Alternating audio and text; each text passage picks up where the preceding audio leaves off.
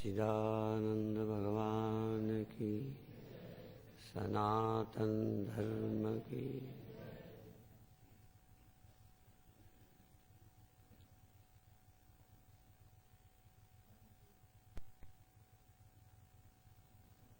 भारत में समय समय पर अनेक संत महात्मा ऋषि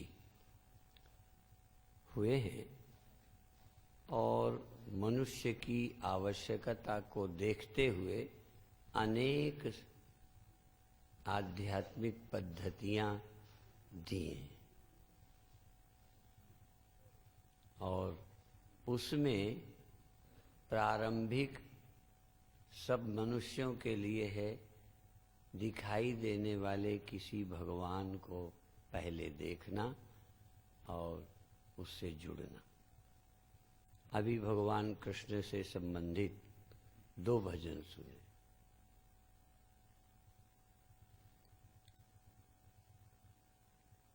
दिखाई देने वाले भगवान से प्रीति आसान है, क्योंकि हम देखने के आदी हैं, अभ्यस्त हैं। दिखाई देने वाले में ही बेकार की वस्तुएं, व्यक्ति भी हैं और उसी में भगवान भी दिखाई देते हैं। समय समय पर अवतार लेकर आए हैं, जिनका ध्यान करने से, उपासना करने से, गुणगान गाने से हमारे अंदर भक्ति सुख का उदय होता है। यदि भक्ति सुख नहीं होगा तो हम विषय सुख चाहेंगे, सुख तो चाहेंगे, और विषय सुख विष की तरह है। उतना विषय तो ठीक है जिससे सृष्टि चले, जैसे भोजन, काम, धन, उनका जिससे सृष्टि का उपयोग, सृष्टि का भला हो, सृष्टि चले, उतना उसमें सुख मिले, कोई हर्ज नहीं। पर प्रयास ये करना चाहिए कि काम करने के लिए हैं उसका सुख न लें। विषयान विषवत त्यज। यहाँ विषयान का अर्थ है विषय कैसे छोड़ेंगे? विषय तो दिख ही रहा है। इनमें विषय जहर नहीं है, विषय का सुख जहर है। विषय नहीं बांधता, विषय का सुख बांधता है। स्त्री या पुरुष किसी के लिए बंधन नहीं, बंधन है काम सुख। शंकराचार्य ने कहा है यदि ठीक ठीक पूरा पूरा त्यागने लायक है तो काम का सुख। इस सुख को पूरा कोई छोड़ सके तो अमृत को प्राप्त हो जाएगा, देवत्व को प्राप्त हो जाएगा। और ब्रह्मचर्य के द्वारा देवताओं ने मृत्यु को जीत लिया। देवाः मृत्यु उपाघ्नत। ब्रह्मचर्य, ब्रह्मचर्य से, ब्रह्मचर्य का मतलब है मेल फीमेल, स्त्री पुरुष के माध्यम से मिलने वाला सुख नहीं चाहिए, अन्यथा ब्रह्मचारी हो ही नहीं सकते।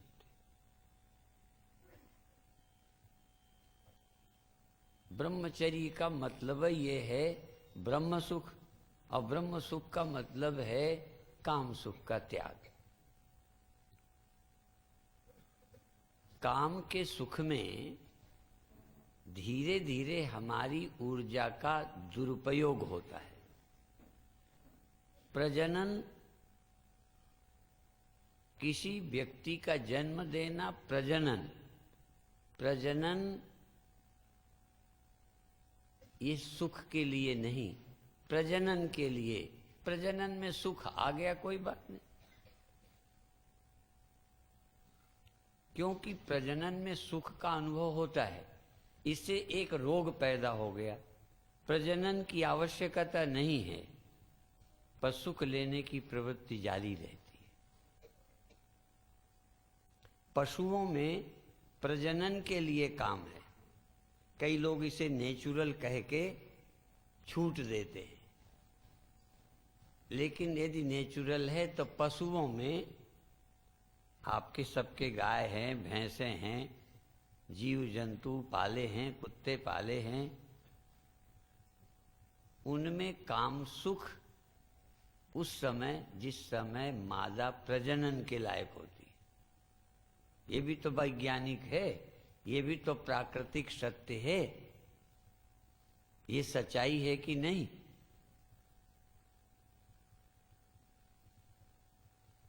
काम नेचुरल है लेकिन प्रजनन के लिए है। एक मनुष्य को छोड़कर जीव जंतुओं में, पक्षियों में प्रजनन के लिए काम है, तो मनुष्य को भी प्रजनन के लिए ठीक है। और भगवान ने गीता में कह दिया, भगवान ने कोई विषय छोड़े नहीं। कहाँ गीता का प्रकरण, युद्ध का प्रकरण, कोई न कोई असल में क्या है, जैसे पीने वालों को पीने का बहाना चाहिए, खाने वालों को खाने का, और लड़ने वालों को जरा सी बस छिड़ गई। तो जो पहुंचे हुए लोग हैं, कोई बहाना मिले सारी बातें बता देते हैं। तो भगवान क्या कहते हैं? प्रजनस चास्मि कंदर्पा। प्रजनस, प्रजनन के लिए जो काम है, भगवान कहते हैं वो तो मैं हूं। भगवान है वो। सृष्टि रचयिता कौन है? भगवान सृष्टि रचते हैं, काम से सृष्टि होती।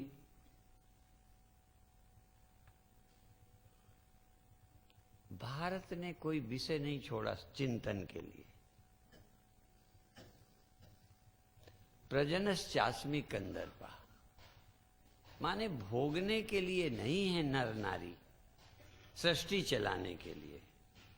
ऐसे ही भोजन शरीर की रक्षा, स्वस्थ रखना, शक्तिशाली बनाना, इसके लिए भोजन है।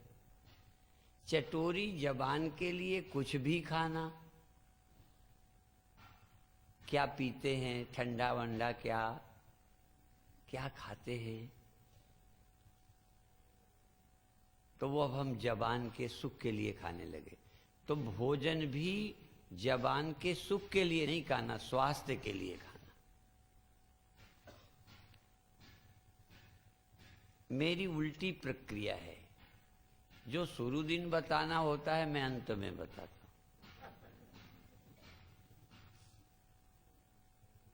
हर कार्यक्रम में आखिरी दिन का प्रवचन सरल होता है, व्यवहारिक होता है, लोगों के काम का होता है। यदि आपको पूर्ण शांति चाहिए तो खाते समय सुख तो आएगा, कोई रोक नहीं सकता, पर सुख के लिए खाते नहीं रहना।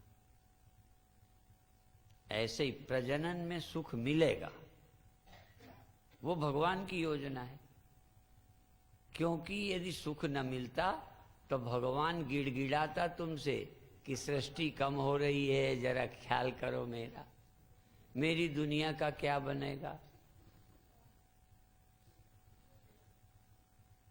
पर यही तो मैं कहता हूं, भगवान इतना बुद्धू नहीं है। ऐसा बना दिया कि तुम्हारे बाप मजबूर थे तुम्हें पैदा करने को। पहले तो मैं बाप तुम्ही को कहना चाहता था कि तुम्हारा, लेकिन मैंने जानबूझ के अर्थ बदल दिया। तुम्हारे बाप मजबूर थे तुम्हें पैदा कर, तुम भी मजबूर हो, तुम खाने को मजबूर हो। भूख तो है ही, स्वाद भी आता है। भगवान ने चाहा कि तुम जो काम करो आनंद से करो, सृष्टि पैदा करो। गाय को दूध पिलाकर सुख मिलता है, नारी ने छोड़ दिया। देखो ना, एक चीज बढ़ा दी, काम तो बढ़ा दिया, जरूरत नहीं तो भी लगे पड़े हो। और दूध जो बच्चे को पिलाना चाहिए बंद कर दिया। सभ्य नारी ने दूध पिलाना बंद कर दिया।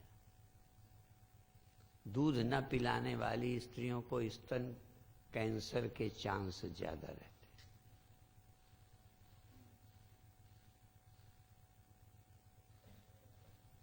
तो हम नेचर का भी पालन नहीं कर रहे, कहते भर हैं, हम नेचर से भी दूर जा रहे। तो इसी तरह खेलो, खेलने में आनंद है। पशु खेलता है, कुत्तों को खेलते देखा, बिल्लियों को खेलते देखा, चिड़ियों को खेलते देखा, जीव जंतुओं को खेलते देखा।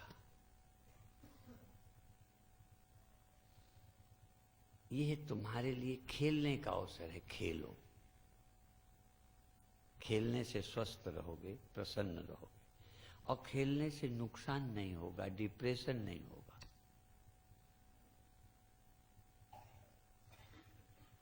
जीत हार के लिए नहीं, खेलना। इसी तरह मनुष्य को हंसने का, अलग तरीके से हंसते हैं। घोड़े हिनहिनाते हैं, कुत्ते भौंकते हैं, पर उनकी आवाज का फर्क हम नहीं जानते। गुस्सा वाला कुत्ता का भौंकना और आनंद में भौंकना, इसका फर्क कुत्ते जान जाते होंगे। दुख में चिड़ियां चहचहाती हैं, आनंद में भी चहचहाती हैं। दुख में जब चिड़ियां चहचहाती हैं तो तमाम चिड़ियों का झुंड इकट्ठा हो जाता है, खतरा है। सब कुछ तुम्हें आनंद के लिए मिला है, पर किसी में यदि अति हुई, जितना सृष्टि के लिए है काम ठीक है, जितना शरीर के लिए है भोजन ठीक है, जितना शरीर के लिए हैं कपड़े ठीक है।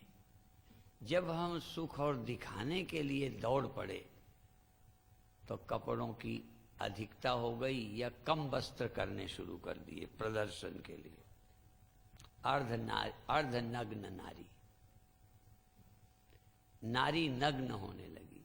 सारे अखबार नग्न नारियों से भरे। अर्धनग्न, कुछ थोड़ा दिखे, अंग प्रदर्शन।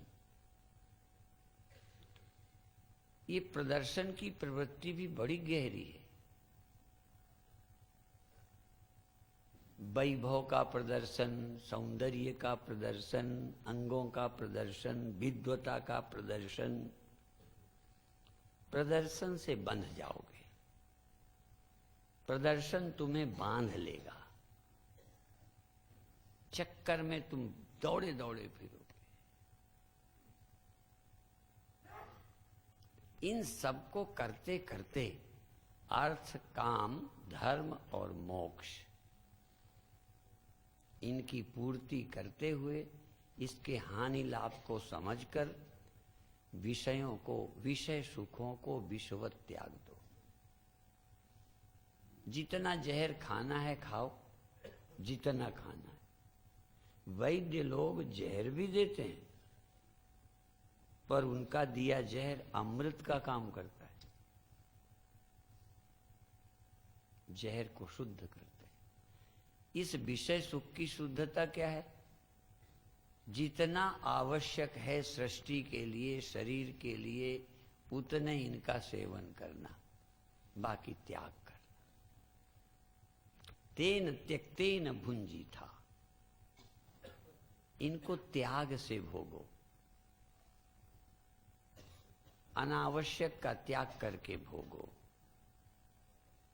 त्याग से, सुख का त्याग करके सुख भोगो, अधिक नहीं। खाते में भी त्याग करो, अति सुख का। काम में भी अति सुख का त्याग करो, अति का सर्वत्र त्याग करो। और चूंकि आनंद सदा चाहिए, उसके लिए भक्ति करो। आनंद के लिए भजन करो।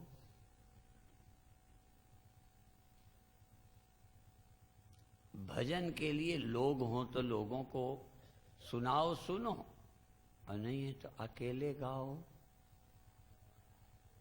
जो अकेले गा सकता है, पहले मंदिरों में, अभी भी बहुत मंदिर हैं जिनमें अकेला एक पुजारी या कोई व्यक्ति भगवान के सामने बाजा लिए गाता है। आज भी हमने देखा है, बस गा रहा है, भगवान है और वो है। क्योंकि व्यक्ति के सुनाने में लाभ के साथ हानि का खतरा है। जब लोगों के सामने ही केवल गाने की रुचि है, उसमें कहीं मान छिपा है। इतना ही आनंद, बल्कि इससे ज्यादा, अच्छा हम लोगों को, तुम लोगों को सुनाने पर ज्यादा आनंद होगा कि तुम्हारे भजन को भगवान सुने? कभी सुनाते हो भगवान को?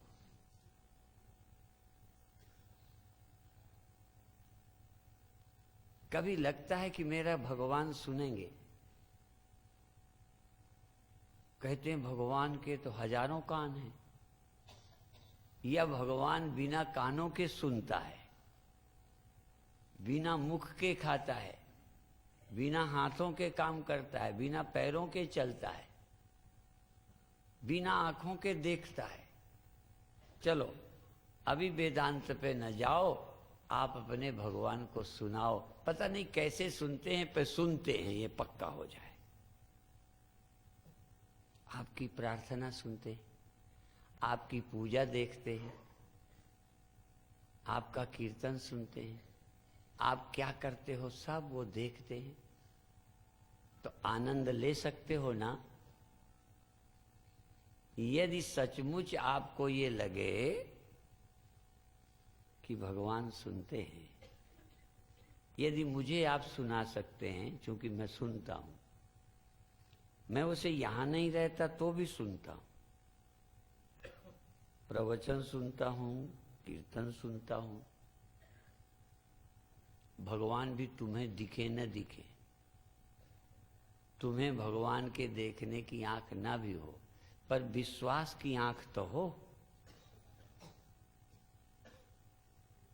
सिर्फ विश्वास हो। विश्वास अमृत है। विश्वास बहुत बड़ी साधना है। भवानी शंकरौ वंदे श्रद्धा विश्वास रूपिणौ याभ्याम बिना न पश्यन्ति सिद्धा स्वांतस्थमीश्वरम्।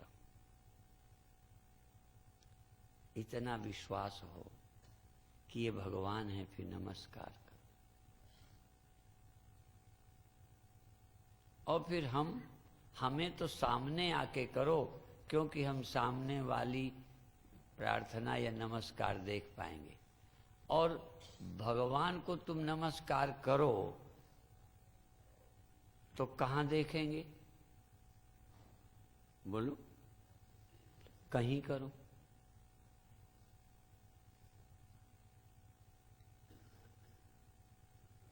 पर तुम्हें लगना चाहिए कि मैं भगवान को नमस्कार कर रहा हूं। भगवान ने कहा,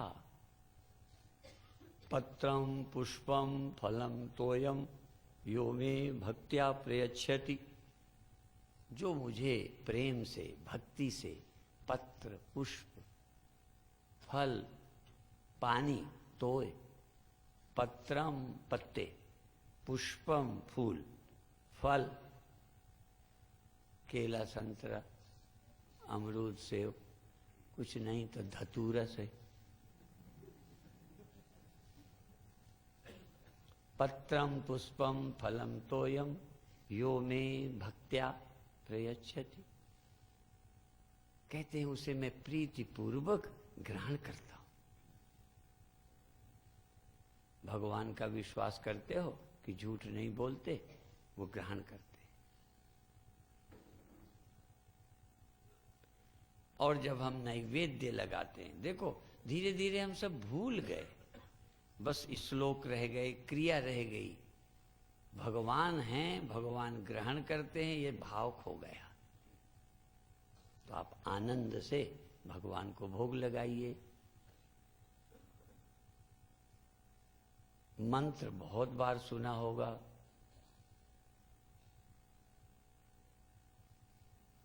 त्वदीयम वस्तुत गोविंद, तुम्हारा दिया हुआ सब कुछ है।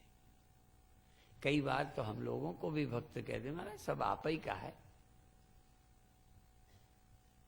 यदि हम कहें रहने दो, नहीं सब आपका है स्वामी जी, ये भी कहते कोई कमी नहीं है, बहुत दिया है आपने, आप ही का दिया हुआ है। पर चलो हमारा दिया हो ना हो, क्योंकि हम आपको आदमी दिखते हैं, पर भगवान तो भगवान है, उसका दिया हुआ तो सब है। इसलिए उसको जब दो तभी कह दो त्वदीयम वस्तु गोविंद तुभ्यमेव समर्पयेत् ग्रहण सन्मुखो भूत्वा प्रसीद परमेश्वर, तुम प्रसन्न होके ग्रहण करो। आपकी चीज है तो आपका दिया, और आपको ही हम दे रहे हैं। आप कृपा करके प्रसन्न होके आप इसे ग्रहण करो और आंखें बंद करके देखो। कौन सी आंख से? तीसरी आंख से, हृदय की आंख से, विश्वास की आंख से। विश्वास बहुत बड़ी आंख है। आंखें बंद करके अपनी विश्वास की आंखों से देखो कि भगवान भोग लगा रहे हैं। एक लोग गाते ना, आओ भोग लगाओ मोह। कोई नाम ले लेना, भोग ग्रहण करें प्रसन्न होके ऐसे, और आपको फिर आनंद मिलेगा। जो आनंद सब कुकर्म करके नहीं मिला, वो शांति, वो आनंद, वो भक्ति, ये छोटी छोटी क्रियाओं से मिल जाएगी, पर हो भाव।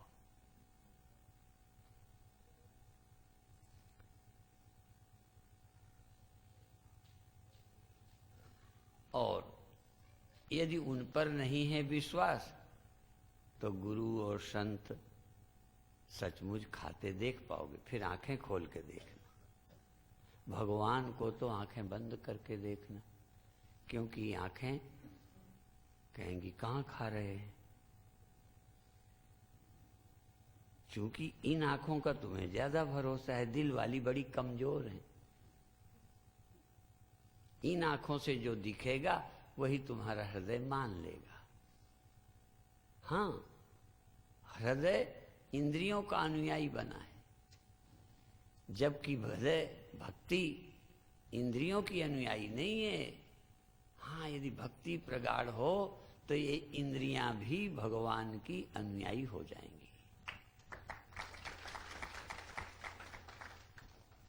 फिर हाथों से भगवान को छुओगे, सिर भगवान के आगे झुकाओगे, प्रतिमा के आगे नहीं, भगवान के। ये तो किसको नहीं मालूम कि जयपुर से बन के आई हैं, अष्ट धातु की हैं, पर प्रतिमा है अष्ट धातु की। मेरे भगवान थोड़ा अष्ट धातु के हैं। मैं अपने भगवान को नमस्कार करता हूं। भगवान ने कहा है माम नमस्कुरु, कहते मुझे नमस्कार कर। तो कम से कम भगवान को तो नमस्कार कर लो, देखो आनंद मिलता है कि नहीं। सचमुच जो कह रहा हूं, यदि हृदय से करो तो जो तुम्हें वेदांत अभी समझ में नहीं आया, उस सुख की प्राप्ति तुम्हारी इसी से होने लगेगी। और यदि सुख की प्राप्ति तुम्हें हो जाए ना, हाँ, तो सुखी आदमी को थोड़ा समझने की जरूरत है बस। ये दुखी आदमी को समझाओ ना कि तुम ही आनंद भंडार हो, समझे ही नहीं आएगा। कहते तो हो, पर सुख कहाँ है। इसलिए पहले सुख का आस्वादन, भक्ति का सुख, नमस्कार का सुख, प्रार्थना का सुख, भगवान के नाम का सुख, भगवान के ध्यान का सुख जब ये मिलने लग जाए, हाँ, ये द्वैत,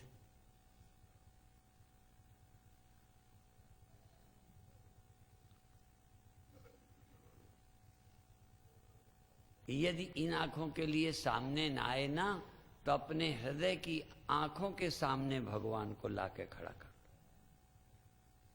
क्या स्वप्न तुम नहीं खड़ा करते? क्या ये कामी लोग प्रेयसी प्रेमिका का चित्र आंखों में बसाए रहते हैं? बस इतना ही तो है, जो उधर मन है वो इधर लगा दो। बुल्ले शाह कहते हैं रब नू क्या की पावना, इत्थों पुट के इत्थों लाना, इधरों पुट के इत्थों पुट के इधरों लाना। मुझे मालूम नहीं पंजाबी, पर इतना जानता हूं कि इधर से उखाड़ कर इधर लगाना। धान लगा रहे हैं, बता दिया, कुछ नहीं, बड़ा आसान है, इधर से उखाड़ के इधर लगा।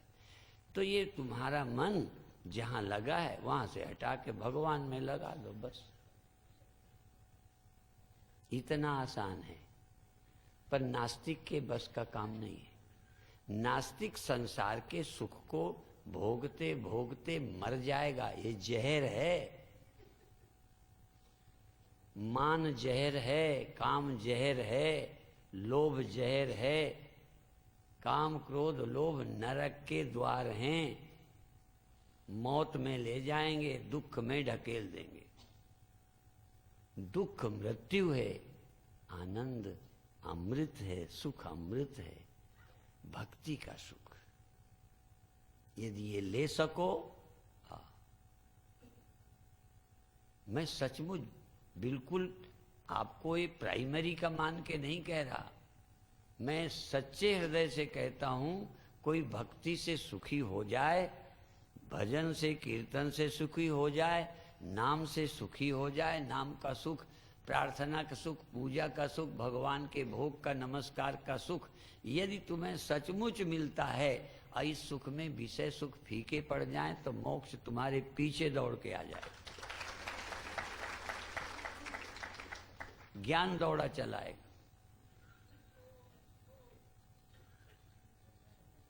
ईमानदारी से देख लीजिए कि आपके अंदर है भक्ति, पूजा का भाव है, प्रार्थना का है।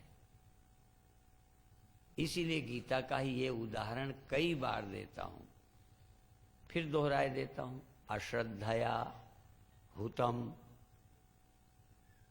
अश्रद्धया हुतम दत्तम तपस्तप्तम कृतम च यत् असद इति उच्यते पार्थ।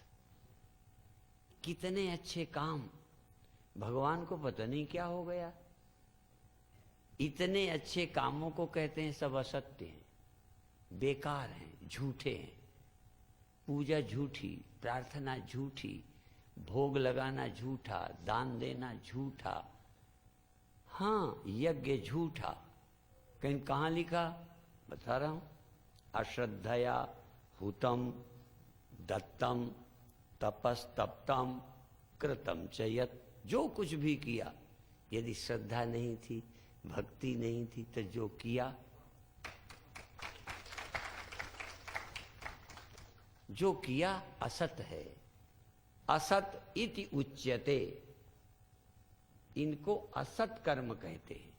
पैर छू लिए, क्या है, हुआ क्या है? मशीन के सिवा क्या है? कंप्यूटर हो, सब कुछ किया, पर आपके अंदर प्रेम नहीं, भक्ति नहीं, विश्वास नहीं। असद इति उच्यते पार्थ। अय अर्जुन, इन्हें असत कर्म कहते। बताओ, ये सत्कर्म है कि असत? आपकी समझ में पूजा पाठ भजन दान सत्कर्म है कि असत कर्म?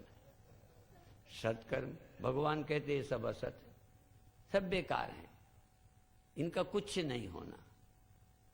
असद इति उच्यते पार्थ, और मोहर लगा दी।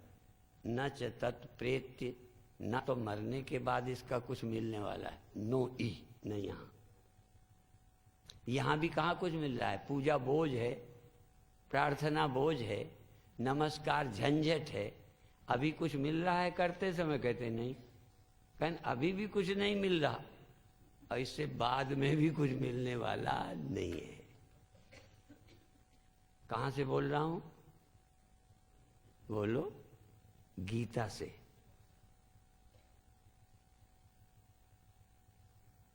यदि ये तुम कर सको, इसमें से कुछ नमस्कार ही करो, चरणों में गिरो, मंदिर में गिर के आनंद लो, हाथ जोड़कर प्रार्थना करो, तुम्हारे प्राण में भक्ति का, खून में रस का संचार हो जाए, दिल भर जाए, गदगद हो जाए प्रार्थना करते। ये भक्ति बेकार है? भक्ति बहुत अच्छी है। इसलिए यदि ये भक्ति हो जाए तो आत्मज्ञान में क्या देरी। संसार से तो वैसे ही छूट गए, विषय विष से, सिर्फ थोड़ा समझना बाकी। इसलिए कहा मल विक्षेप जाके नहीं, किंतु एक अज्ञान वह चौ साधन सहित नर सो अधिकृत मतिमान। वो बुद्धिमान वेदांत का हकदार है। तो जिस लायक हो, जो कर सको, जो कर सको प्रणाम कर सकते हो। मैं इतने वेदांत के बाद कभी हरमंदर साहब गया, किसी के घर में गुरु ग्रंथ साहब रखे, मैंने नमस्कार किया। इतना बड़ा वेदांती, इतना ब्रह्म की चर्चा, पर नमस्कार किया तो बड़ा सुख मिला। कभी आरती जब मैं अपनी कराता हूं तो मुझे आनंद नहीं आता, पर जब तुम आरती करते हो तो कभी कभी मैं भी शामिल हो जाता हूं, पर मैं अपने गुरु की करता हूं।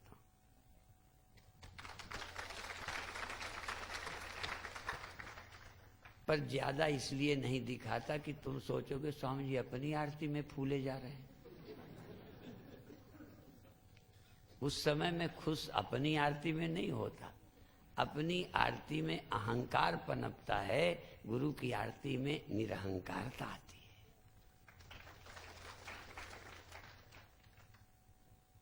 तो गुरु की आरती में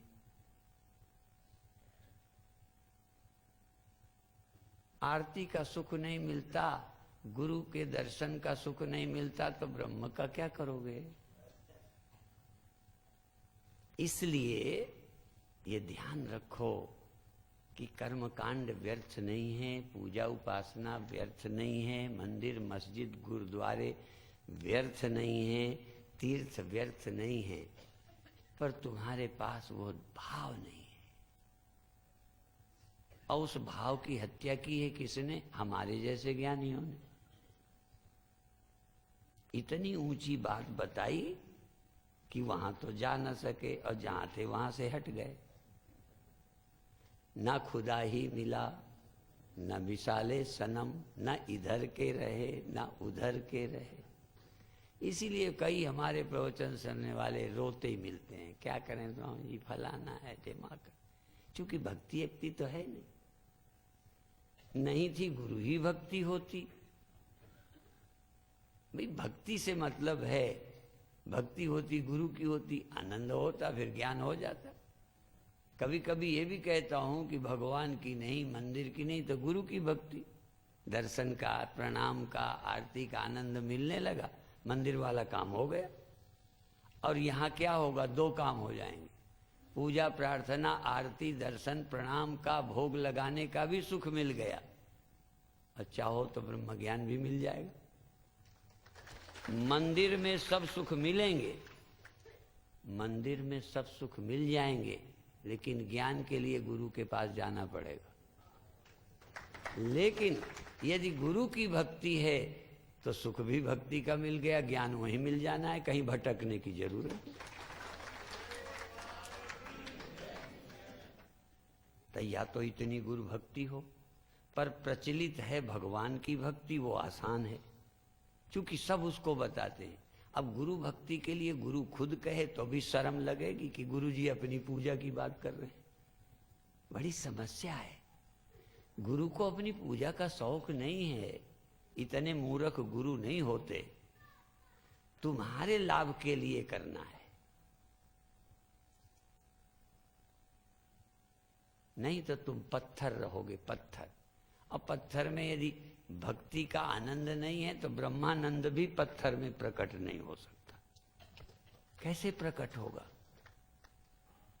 इसलिए ब्रह्म सुख वहीं प्रकट होता है जहां श्रद्धा और भक्ति है।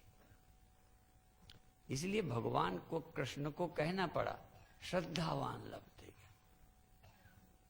श्रद्धा वाले को ज्ञान मिल जाता है, नहीं तो बातें तो मिल जाएंगी, आपके अंदर टिकेगा नहीं। बार बार कहा जाता है ये ज्ञान टिकेगा ही नहीं। जहां थल है वहीं जल रहता है, बिना थल के जल कैसे रहेगा? तो ये ज्ञान किस हृदय में ठहरेगा? जहां प्रसन्नता है। भगवान कृष्ण स्वयं कहते प्रसन्न चेतसो ह्याशु बुद्धि ही पर्यवतिष्ठते। प्रसन्न चित्त व्यक्ति की बुद्धि में ये आत्मबोध ठहर जाता है। ये दुखी मन विषयों को भागेगा, दुनिया को भागेगा, ब्रह्म कहाँ ठहरे? ब्रह्म ठहरने के लिए मन तो थोड़ा ठहरे। जहां ब्रह्म ज्ञान ठहरना है उसमें चंचलता इतनी है, भागा भागा फिरता है।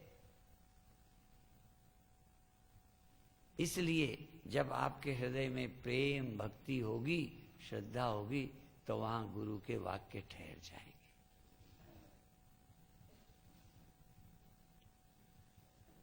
एक दिन यही कहा था, सबको मालूम है, कई बार किसी में गर्भ ठहरते ही नहीं। 10 वर्ष हो गए, 15 वर्ष हो गए, कुछ चूहा भी नहीं हुआ। ऐसे है ना, नहीं ठहरता। या तो जल जाता है या टिकता नहीं है। वो है एक सिस्टम कोई। कई के होके 1-2 महीने का होके गिर जाता है, कई का होने के पहले 2-4 महीने पहले ही गड़बड़ हो जाता है, नहीं ठहरता। ये तो भौतिक है। आखिर इस बुद्धि में भी तो कोई विशेषता होगी जब ठहरेगा।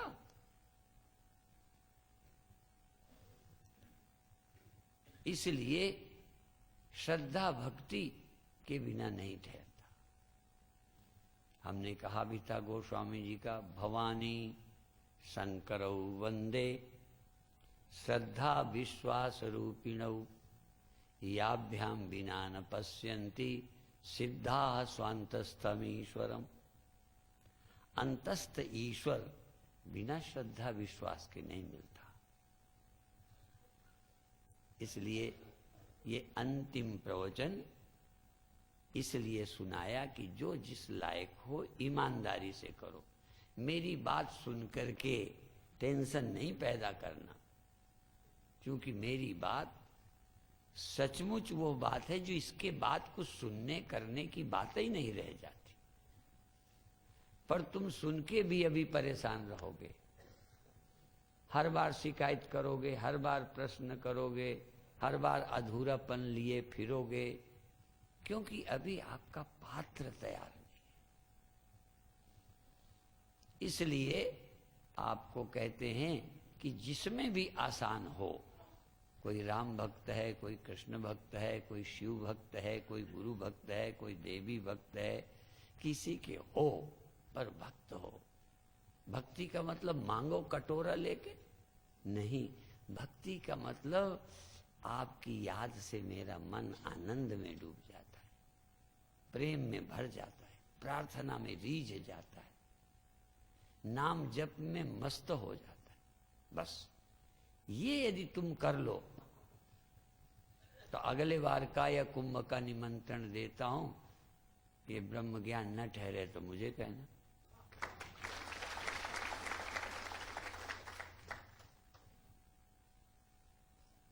तभी तो कह रहा था प्रसन्न चेतसो ह्याशु। बुद्धि पर्यवतिष्ठते।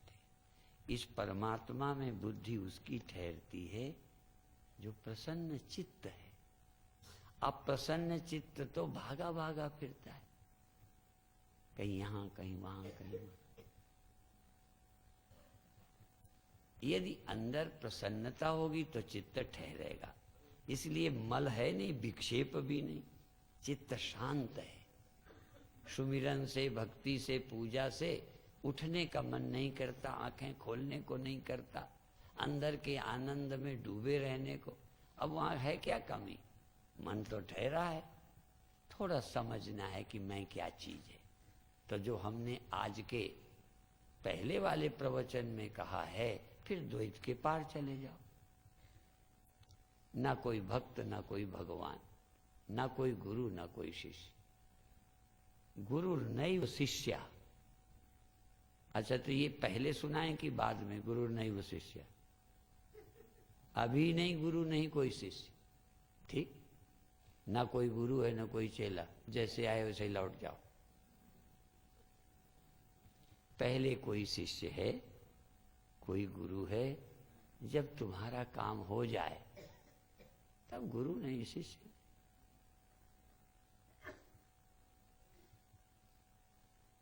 सृष्टि का प्रयोजन था पति पत्नी बने, सृष्टि हो गई। अब सृष्टि का काम हो गया, अब न तुम पति हो न पत्नी। ठीक बात। पति पत्नी तो तभी तक थे जब तक सृष्टि चलानी है, प्रजनन करना। ऐसे गुरु शिष्य कब तक? जब तक तुम्हें ज्ञान पाना है, गुरु को ज्ञान देना। पा लिया ज्ञान, अब गुरु और शिष्य हैं। एक अर्थ में पति पत्नी बने हैं, एक अर्थ में पति पत्नी नहीं है। भाव समझिए। फिर कोई गुरु मर थोड़ी गया, शिष्य कोई खत्म हो गए, वैसे ही देह है। पर अब गुरु की ज्ञान पाने की आवश्यकता नहीं, बल्कि लगेगा कि इनकी कृपा से मिल गया, बस। इस तरह से इस अध्यात्म विद्या को क्रमशः प्राप्त करिए। भारत में अनेक तरह की पद्धतियां हैं पूजा की, अनेक तरह के गुरु हैं। हमें यहां तक कोई भी गुरु, कोई भी पद्धति, कोई भी मंत्र, कोई भी तीर्थ, जरा भी हमारा मतभेद नहीं है। हम हाथ उठा के कह रहे हैं, बाद में नहीं कहना कि हमें समझ नहीं आया।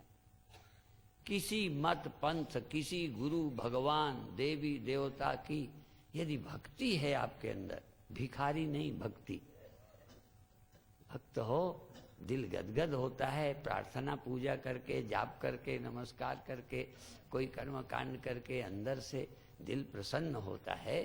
तो जिस प्रसन्नता के लिए लोग चोरी करते हैं, व्यभिचारी बनते हैं, क्या बताऊं क्या क्या नहीं बनते, नेता अभिनेता बनते हैं, क्या गंदा प्रचार करते हैं, अखबार रंगे हुए हैं बुरी बुरी बातों से। काहे के लिए? आनंद के लिए। फिर क्या जरूरत? फिर भी शरीर है, कभी कभी जवानी का आकर्षण होता है, तब पहले ग्रंथ कहते हैं शादी कर लो। बुरी बात थोड़ी है शादी करना, यदि इसके बिना रह सकते हो तो बहुत अच्छी बात। हमारे ऋषियों ने बहुत सुंदर रास्ता बनाया, पर हम लोग दिखावा करने लगे। कम उम्र में साधु बने, फिर फिरते रहते हैं। किसने कहा कि तुम जल्दी करो? आराम से गृहस्थ बन जाओ, थोड़ी उसकी अच्छाई बुराई समझ लो, फिर आ जाओ।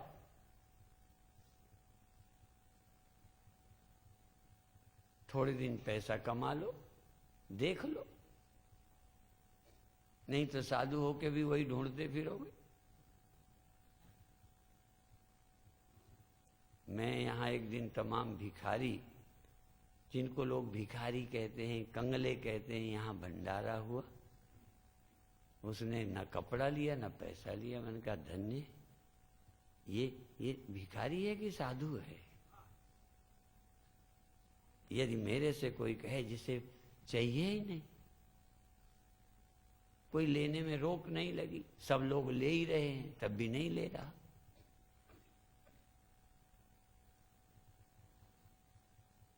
इस तरह से अपने जीवन को ऐसे बनाओ। ये नहीं कि लोगों को देख देख के ललचाते रहो। तो संसार के सुखों का एक सीमा तक उपयोग करते हुए फिर विषय सुख का त्याग करते हुए अंदर के निर्विषय आनंद को प्राप्त करो। निर्विषय। पहले भक्त्यर्थम कल्पितम द्वैतम, भक्ति के लिए, भक्ति के आनंद के लिए, प्रेमानंद के लिए क्या करो? प्रभु को खड़ा करो। कल्पितम द्वैतम, कल्पित द्वैत खड़ा करो, भावना में खड़ा करके आनंद ले। हम लोग नवरात्रि में देवी नहीं बनते,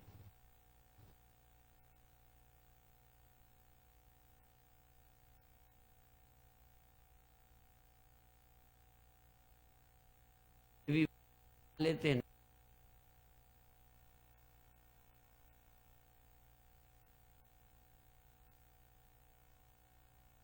जाकर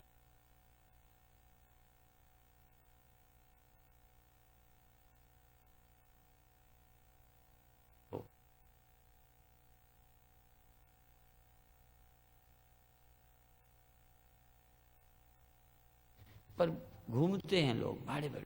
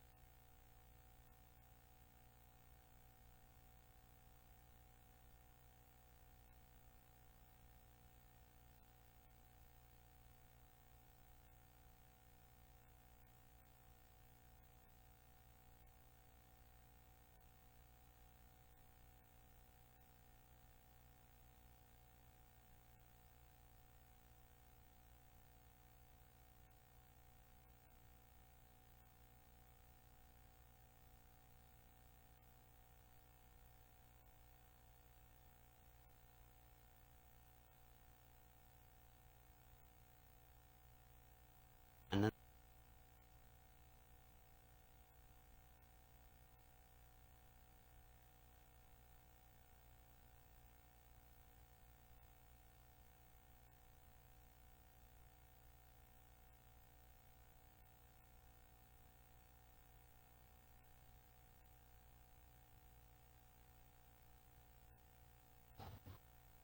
आप देखो, जते हो आप दृश्य नहीं हो, आप